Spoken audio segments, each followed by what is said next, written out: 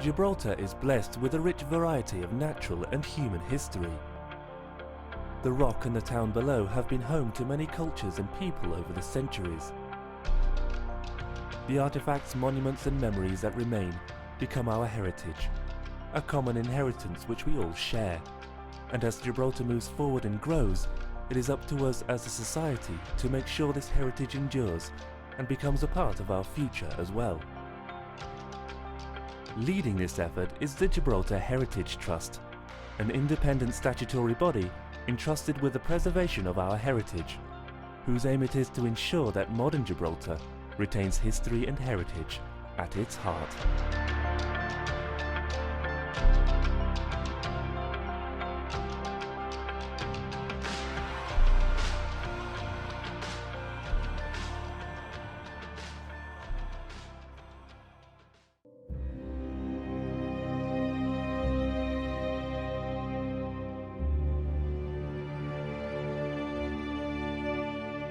The Convent, one of Gibraltar's most notable and important buildings. Since 1728 it has been the residence of the governors of Gibraltar, the representative of the British monarch in Gibraltar. But its history stretches back over a period of half a millennium, from before British rule to the Spanish era, when it was a monastery for friars of the Franciscan order. In 2004, during building works in the southern part of the building, a remarkable discovery was made, as the walls were stripped of paint and plaster. Forgotten murals of Christian saints dating back to the Spanish period, harking back to the 1500s and the monastic history of the convent. Trust has a bit of history with the convent, the same as the convent is a very historical building. We restored some murals in there quite a few years ago. They were touched up. They were the mushroom murals, which everyone knows about in the convent courtyard, in the cloister. But we were really excited to find some much older frescoes in one of the side rooms a few years ago. And knowing that this existed and the amount of money that it would need to be able to at least consolidate them and restore them, everything just came together at the right time. We had the Friends of Gibraltar who were on board looking for a project to sponsor. The governor was really supportive of having these amazingly old murals within his building, and the trust had the energy to be able to bring that all together. And I think it just worked really well. We managed to tie up the funding with the energy and the expertise, and we've managed to consolidate really what are the oldest murals in the whole of the probably Iberian Peninsula. I've been a trust member of this Heritage Trust since 2006, and I've always had a great interest in culture and history and heritage. And over the years, I've always had a deep interest in Gibraltar's history and also its ecclesiastical history. I started thinking about writing, researching and publishing information on Gibraltar's different churches and monasteries. I published a book on the cathedral, and then the next one coming up was the one on the convent. It has a fascinating history. The Franciscan Monastery was the first purpose-built church in Gibraltar. Others had been converted from mosques into church, but this one was the first one that was actually built in 1531. The convent per se is not only the building, which is important, and it is, and it's very different from what it was in Spanish times. The entrances were at the back and not this frontage that we see nowadays and we take for granted, which was put up in 1864-65, that pseudo-Jacobean frontage in red brick with its grand balcony. It is a great place to visit, because you can feel the history coming out of the walls. You can, if you go down in the cloisters, you can sort of imagine the friars at prayer progressing through the cloisters at the different times of the day.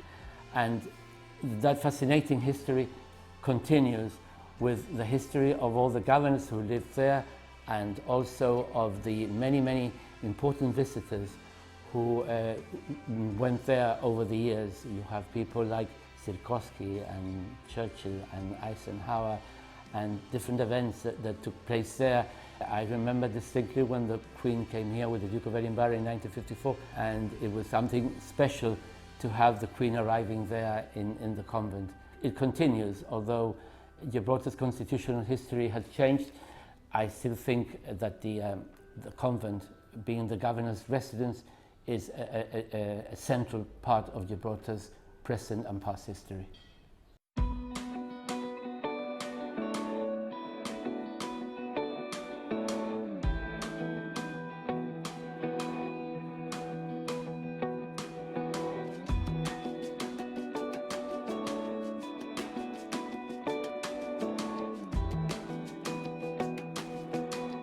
Today we are in what we call the convent in Gibraltar, but I call it the monastery of St. Francis because convent comes from the Latin con venire, to come together, but monastery comes from the Old Greek, which apparently states that the monks living on their own as hermits. So the thing is that you call it the convent, as we call it in Gibraltar, it makes you think of convento, which is for nuns. The Franciscan friars started off way back in about the year 1213 with St. Francis of Assisi. The very first Franciscan friars to come to the rock was probably in about 1480. There's a writer, Francisco de Gonzaga, who said that they arrived in 1471.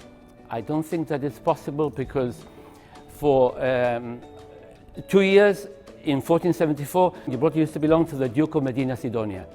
And he sold it to the conversos, people who had converted from Jews to Christians, and they sold the place to these people who came here. And everybody who was living in Gibraltar was sort of chucked out. They made quite a living out of it because they sold their houses at exorbitant prices.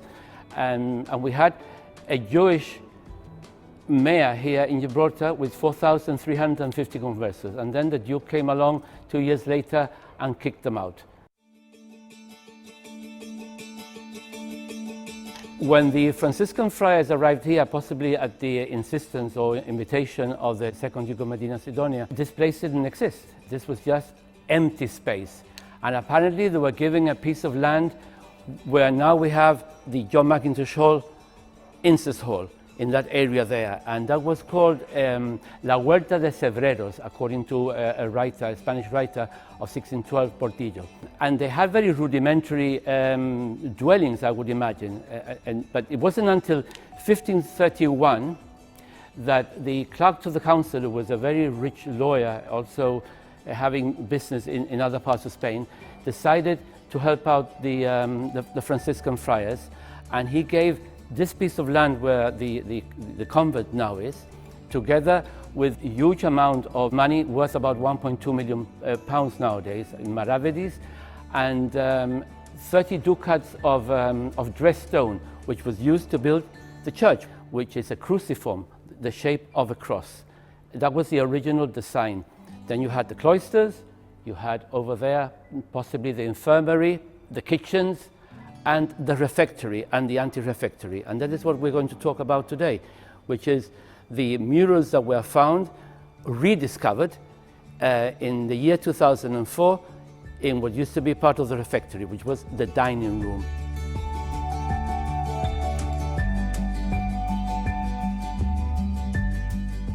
One of the things I want to point out is that on the level that we are now is the actual level of the monastery and the courtyard of this cloister at the time of the convent in its heyday.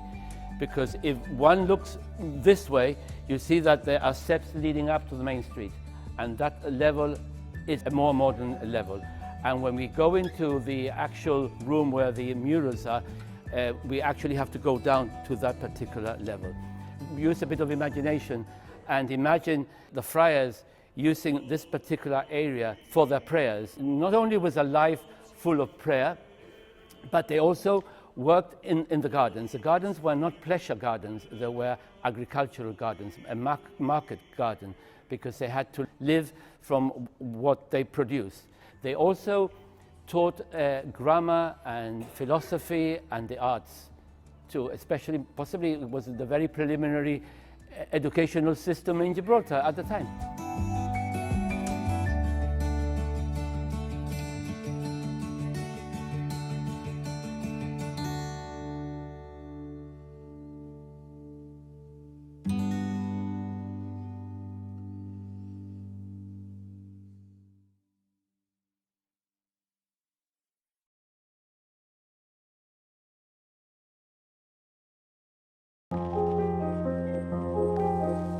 In 1704, Gibraltar was captured by an Anglo-Dutch force, ending Spanish rule over the rock.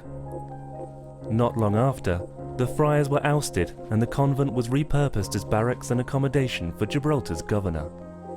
Deemed blasphemous to the predominant Protestant beliefs of the British, the murals were whitewashed and eventually plastered over. As the years passed, they were forgotten, and additions to the building buried the figures deeper out of memory. In 2016, a concerted effort was made to restore the Franciscan murals. With funding and momentum behind the project, works began.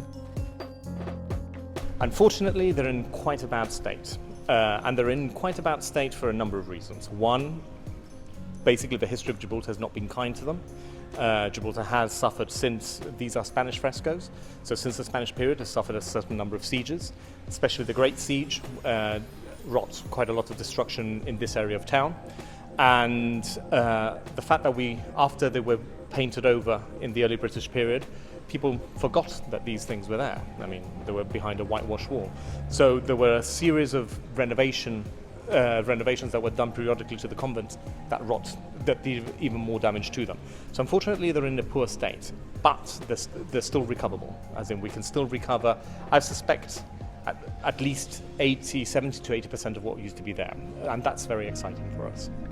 The restorer, Ainhoa Rodriguez Rueda, was contracted by the Gibraltar Heritage Trust to carry out the delicate and painstaking restoration work, which she completed in a 6-month project, ensuring that these murals will survive into the future.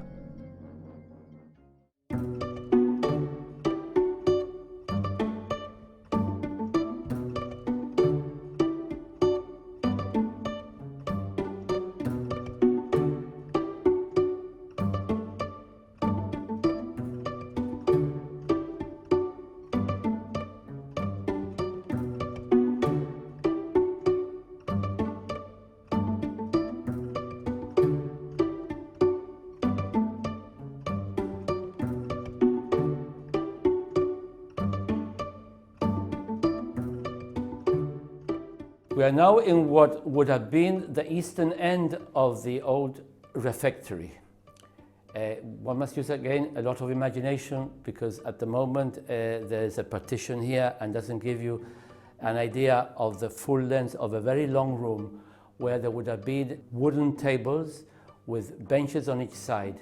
This would have been the area where the prior, the Father Superior of the monastery, together with the senior prelates would have sat. There would have been possibly a head table here. When there would have been meals, the friars would have been coming in order of seniority. They would have bowed to the table and they would have sat, the most senior, most important one nearest to the table, and the more junior friars at the end. Then a bell would have rung and the meal would have started after saying the grace, and at the same time, while they were eating in silence, there would have been a lectern, and one of the friars, one of the number, would have been reading out from the holy books, from the Gospels or proper readings. Most old Franciscan monasteries and other monasteries would have had similar murals as here. The more important ones would have been behind where the prelates were sitting. These were called Sacra Conversazioni, the sacred conversation, because in many of them the main feature would have been either a cross or the Virgin Mary seated on the throne with the child Jesus, and they would have had the different more important Franciscan friars around them. Just imagine that these friars would have been sitting around here and looking at these frescoes. The purpose of these murals in many instances was to animate the friars to go on to greater things. Here we have a monastery which is based in the very southern tip of the Iberian Peninsula, just opposite to what was called Barbary, which was all the Algeria and Morocco, where according to them the infidels would have been. And many friars of the Franciscan order and others would have been going over to these countries to try to convert the infidels, and many of them died in the process.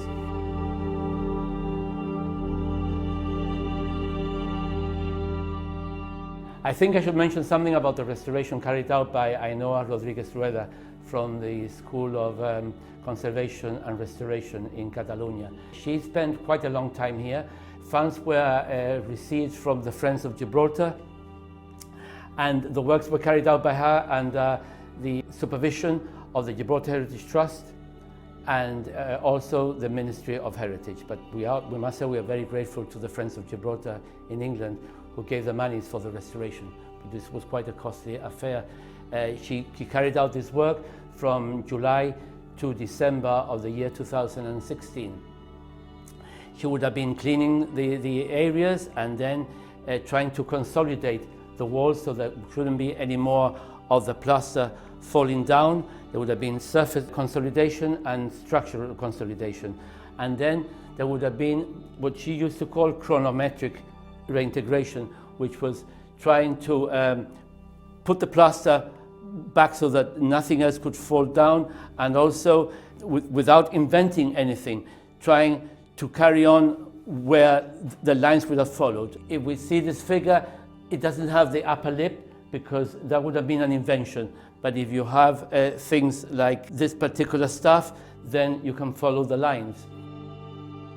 It's unfortunate that we have this particular partition here because, as is obvious, the images would have spread onto the other long part of the refectory. The first image we have here, and that reappeared during the course of the restoration, is this part image of a friar. The main paints used, the pigments, are ochre and sienna and black, mostly. In this one, you can see there's some red paint on the back and on the head of the friar. And on top, you can make out the word Marruecos. So we know, doing some research, that this would have been Saint Berard of Morocco. He, together with another 4 companions, traveled to the Iberian Peninsula and came into what is now Spain. They arrived in Seville, which was then under Moorish rule, and started preaching near or inside the mosque, which is now La Girarda, the big cathedral. They were arrested and imprisoned in Morocco, and even from the cells, they kept on trying to preach the word of God, and they were executed. And what we see here is the symbols used by the artist. It's very basic. There's a machete on top of the head with a little piece of blood coming out, seeping out, and also the friar has been stabbed in the back to show how he ended up in a martyrdom. Saint Berard of Morocco and his companions, Jutus and some others, they are called the proto-martyrs. They were the first martyrs of the Franciscan order. This person here, who is one can make out is a bishop. At the time that we came originally in here, before the restoration took place, he didn't have a face, so we didn't even know which way he was facing.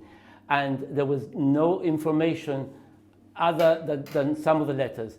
But now the CVs shows that this person who normally comes out in what I have mentioned before of the Sacra Conversazione is one of the main Franciscan saints. He is Saint Louis of Toulouse. He was the son of Charles II of Sicily, of the royal house of Anjou, and he gave up his royal duties and his powers to become a Franciscan. And very soon after, he was made Bishop of Toulouse. He died about 2 years after that, and very soon he was canonized by the Pope. Here he is holding a crosier, wearing the mitre, and one can make out, because this is one of the more fuller figures, holding a book in his hand there. And round him, he's got the girdle with rope hanging down, and it's got the 3 knots, which are used by all Franciscan friars even to this day, which denote the vows that they make of chastity, poverty, and obedience. In many instances, and we are not very sure whether this would have been the case here, because much of the plaster has gone on this area here, there could have been a crown. Many of the images of St. Louis shows a crown at his feet as a symbol of having given up his royal duties and responsibilities.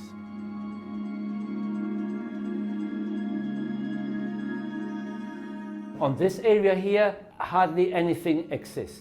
We have an S and what looks like part of the lettering NIO, but we are certain, because of the importance of the saint itself, that this is Saint Anthony of Padua, San Antonio de Padua, who is a renowned preacher and one of the main Franciscan saints. At the moment I am standing on top of what were originally wine vaults. These wine vaults were put in by British governors maybe in the 1820s or 1830s, and that is one of the reasons why we're not able to see the whole of these figures here, because we have been advised that if these are taken down, then there might be damage to the plaster. Here we have possibly the most important image of all, and this is St. Francis of Assisi himself. The lettering there has NRO with an omega sign and Padre es Francisco, which is Nuestro Padre San Francisco. Very often in other images it also has the name in between of Seraphic, our Seraphic Father St. Francis. In this particular instance, St. Francis gives the impression that he's a very fat man, more like Friar Tuck than St. Francis. And the reason for this is that part of the shading near the jowl has gone and it's very jowly. He's holding a cross there and he's got his halo behind him. The Gibraltar Heritage Trust is very glad that of all the images, apart from the St. Louis, which is almost a full figure and one can make him out, that this one has survived over 500 years. St. Francis came from a rather wealthy family. His name was not Francis, he was called Giovanni de Pietro de Bernardone. His father apparently dealt with different materials. He was living in Assisi, near Perugia in the early 13th century. He went to fight with the war against Perugia, then he had this insight into wanting to give up everything for God, and little by little other friends and people from the town and other areas started coming, and they started creating this group of people who did everything for the poor. And finally, after going to Rome, the Pope at the time gave him permission to found the order, which later became the Franciscan order. St. Francis also is said to have received the stigmata, which are the wounds of Christ in his body. And he died relatively young, and the order went on to greater things. One of the things that people are not aware is that he actually went all the way to the Holy Land to try to stop the wars or to try to recover Jerusalem, and he was seen by the Sultan himself. His life makes very interesting reading. It shows that he was a man of great love for his fellow beings, not only for fellow beings, but for all creatures. He has a famous canticle which he speaks of the moon and the sun and the fire, and he was in love with everything which was part of God's creation.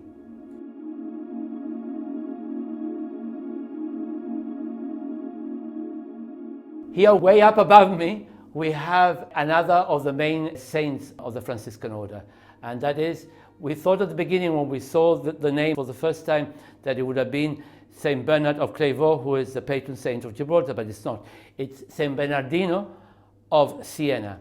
He was a great Franciscan saint, a renowned preacher, and one of the things that he put forward was the use of the Christogram, and that is a symbol we have in the center there in black and sienna. This symbol first appeared in the catacombs of Priscilla in Rome, but he sort of brought up the idea again. It looks very similar to what a monstrance is in the church, where during a ceremony the Blessed Sacrament is put in the center. But in this particular case, it's surrounded by the rays of the sun, and in the middle it has the letters IHS, which was always thought to mean Jesus, Savior of men, Iusus Hominum Salvatum. But actually they are the first three letters of Jesus in Greek. On this corner here, there is another image which has almost gone now. One can make out part of the tunic, the sayal, which they used to wear, which was the robe in either grey or brown, and the letters ELD. According to Kevin Lane, it is very possible that this was another of the main saints of the Franciscan order, Saint Daniel of Belvedere, who also left the Iberian Peninsula, possibly passed through Gibraltar, went over to Ceuta, and again they were executed by the Sultan at the time. But it's not very clear. There is another image that would have been here, where the doorway here is on this side, and that could well have been Saint Bonaventure, San Benaventura, who is also a very important saint, and is missing from this Sacra Conversazione.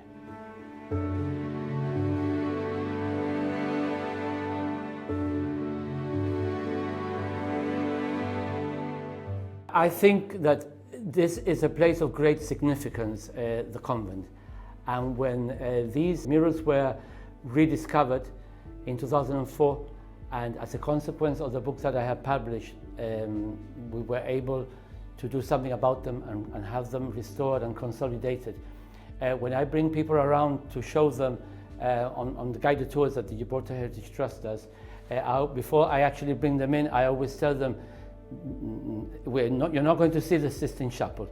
These are not fantastic murals or frescoes, but they are of great historical significance, especially in a place like Gibraltar, where during the different sieges, especially the Great Siege of 1779, 1783, so much was destroyed. If one sees images of the city of Gibraltar at the time, hardly anything was left standing, completely destroyed or partially destroyed.